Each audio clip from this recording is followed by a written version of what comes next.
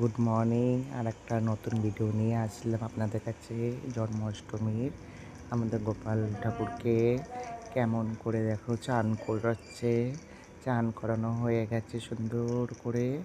এবার ওনাকে জামা কাপড় পরানো হয়েছে, গলা হারটা পরাচ্ছে। গলা হার পরানোর পর ওনাকে সুন্দর করে চুড়ি পরাবে, দুটো বালা দুই হাতে ওনার। তারপরে আস্তে আস্তে ওনার টুপুর পরাবে, ওনাকে সাজাবে খুব সুন্দর করে। রাত্রিবেলায় সাজিয়ে গুজিয়ে গোপাল ঠাকুরকে পুজো দেওয়া হয়েছে। তো প্লিজ কেমন হয়েছে আপনারা একটু লাইক করবেন সবাই, একটা করে কমেন্ট একটু করে লাইক করলে ভালো লাগে।